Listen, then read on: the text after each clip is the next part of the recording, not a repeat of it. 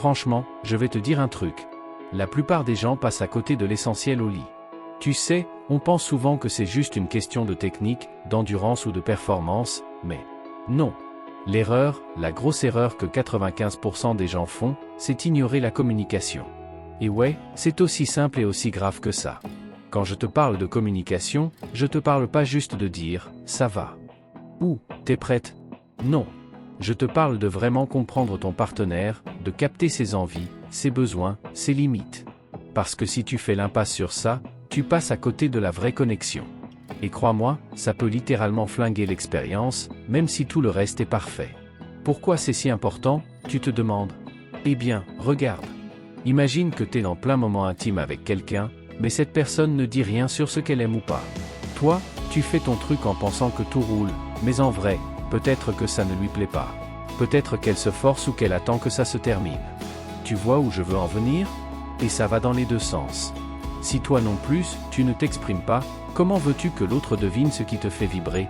Personne n'a une boule de cristal pour lire dans ta tête.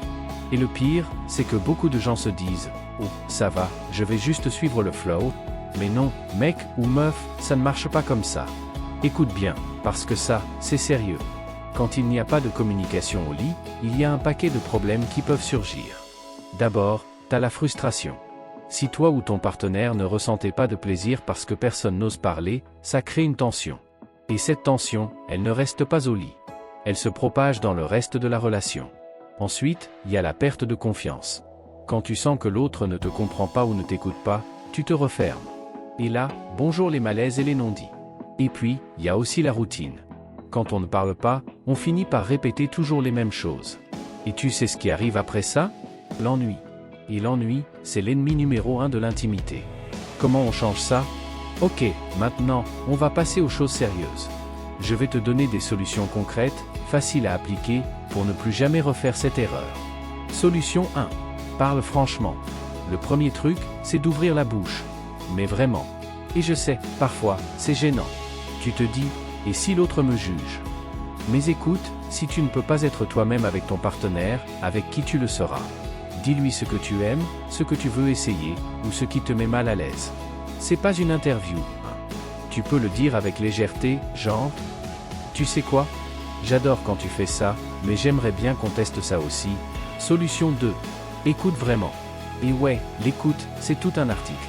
Parce que souvent, on entend sans vraiment écouter. Fais attention aux mots, mais aussi aux gestes, au ton de la voix, aux réactions. Si ton partenaire est silencieux ou hésitant, pose des questions. Ça va? T'aimes bien? Solution 3. Ne prends rien pour acquis. Chaque personne est différente. Ce qui marchait avec un ex ne marchera pas forcément avec ta partenaire actuelle, Et même dans une relation longue, les envies évoluent. Ce qui plaît aujourd'hui pourrait ne plus plaire demain. Donc, demande régulièrement, qu'est-ce qui te ferait plaisir? Solution 4. Crée un espace où tout le monde se sent à l'aise. Ça, c'est hyper important. Le lit doit être un endroit où tu te sens bien, sans pression ni jugement. Si l'autre sent elle peut parler librement, c'est là que la magie opère. Les petits détails qui changent tout. Allez, je te donne encore quelques astuces pour aller plus loin. Les compliments, dis-lui ce que tu trouves sexy ou attirant chez lui/elle. Ça booste la confiance. Les surprises, change la routine. Essaie un massage, une ambiance différente, ou même juste un nouveau parfum. Le respect, si l'autre dit non à quelque chose, respecte ça. Et ne le prends pas personnellement. En conclusion, écoute, ce que je veux que tu retiennes, c'est que le lit, c'est pas juste un endroit où on fait des trucs physiques. C'est un espace de connexion, de plaisir partagé, de complicité. Et pour que ça marche, il faut communiquer. Alors, promets-moi une chose, à partir d'aujourd'hui, tu ne feras plus jamais cette erreur. Parce que tu mérites de vivre une intimité épanouie, et ta partenaire aussi.